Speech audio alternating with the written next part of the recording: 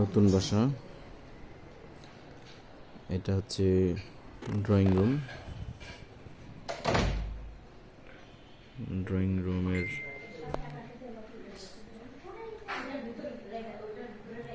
পাশেই guest room.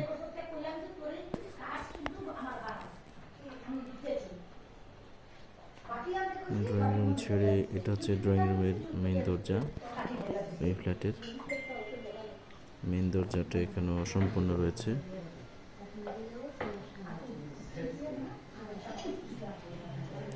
এই ঘড়িটি আমার মেয়ের খুবই পছন্দের, অনলাইন থেকে অর্ডার করা।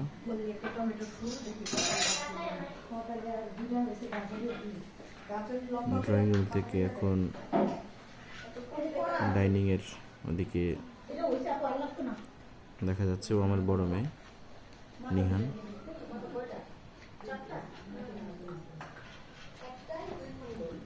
এখানেও ডাইনিং ওয়াগনের কিছু কাজ করা হয়েছে।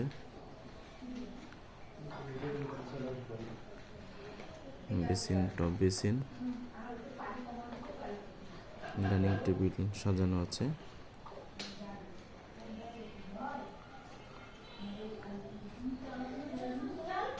এই পাশে দুটি বারান্দা আছে, পার্টিশন ছাড়া, বেশ বড়।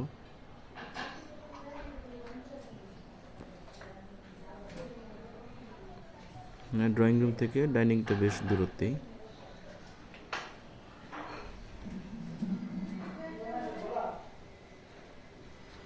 পুরো বাগানের ডিজাইনটা এখন বোঝা যাচ্ছে।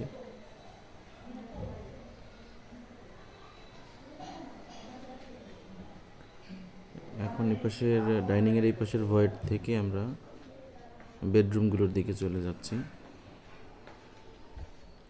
প্রথমেই ঢুকবো আমাদের চাইল্ড বেড, যেটা বাচ্চাদের, সেই চাইল্ড বেডে এই পাশে ড্রেসিং টেবিল করা হয়েছে। এখানে মূলত দুটি বেডরুম পার্টিশন না দিয়ে বড় করে রাখা হয়েছে। পরবর্তীতে চাইলে মাঝখানে আমি পার্টিশন দিয়ে আলাদা দুটি রুম করে ফেলতে পারবো। এই মার্বেল শেডের এইচপিএল বোর্ডের ক্যাবিনেট বা আলমারি যাই বলি, এটা খুবই পছন্দের। এই শেডটা মেয়েদের খুবই পছন্দের। এই এইচপিএল বোর্ডের যে শেড, মার্বেল শেড, এটা দিয়ে ওদেরকে বানিয়ে দিতে বলেছে।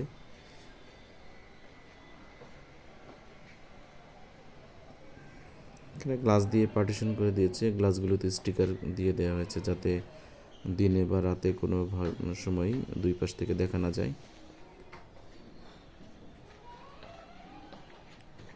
আমরা চাইল্ড বেডরুম থেকে বের হয়ে যাচ্ছি। এটা নামাজের জন্য একটু জায়গা করেছি, আলাদা একটু নিরিবিলি জায়গা দরকার হয়। বেডরুমে অনেক সময় বাচ্চারা হাঁটাহাঁটি করে, মনোযোগ নষ্ট হয়। এই জন্য ভেবেছি যে আলাদা করে একটু নামাজের রুম বা নামাজের জায়গা করা দরকার। পরে চলে যাচ্ছি আমার বেডরুমে। বেডরুমটা একটু বড় করে রাখার চেষ্টা করেছি।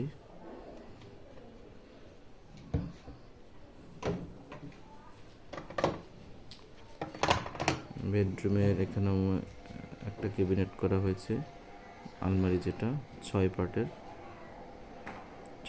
আলমারি, এবং এটা এইচপিএল এর সাদা বোর্ড দিয়ে করা হয়েছে। সাদা বোর্ডটা অনেকেই খুব পছন্দ করেছে, যারাই দেখতে আসে বলে এই এইচপিএল এর গ্লিটারিং, হোয়াইট গ্লিটারিং বোর্ডটাই সবাই পছন্দ করেছে বেশি। উপরে অল্প একটু সিলিং দিয়ে দেওয়া হয়েছে, বিম পড়েছিল এই জন্য। এটা ড্রেসিং টেবিল দেখা যাচ্ছে।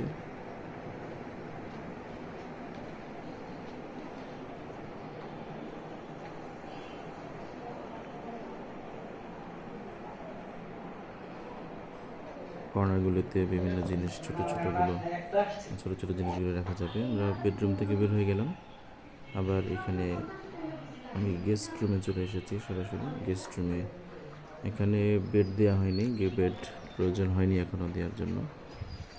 এতে বেডরুম 4টা করেছি, 4টার মধ্যে এটা গেস্ট বেডরুম, একটু ছোট করেই রেখেছি। আর ড্রয়িং রুমটা একটু বড় করার চেষ্টা করেছি।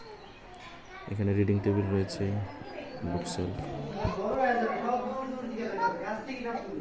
তারপরে বের হয়ে গেলাম গেস্ট রুম থেকে আবার ড্রয়িং রুমে।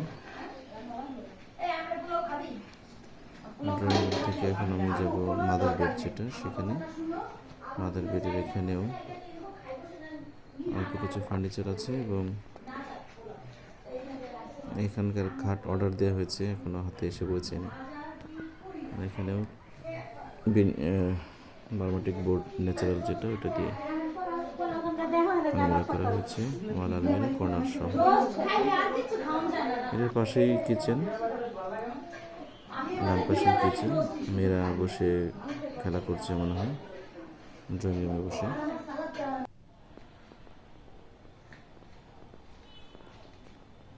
এটা কিচেন। কিচেনটা তখন ভিডিও করা হয়নি, অনেক লোকজন ছিল, আমি পরে সংযুক্ত করেছি। কিচেনটা একটু বড় করে রেখেছি, গ্রানাইটের সাথে ম্যাচিং করে কালো অ্যাশ কালারের বোর্ড দিয়েছি, উপরে বক্স করে দেওয়া হয়েছে,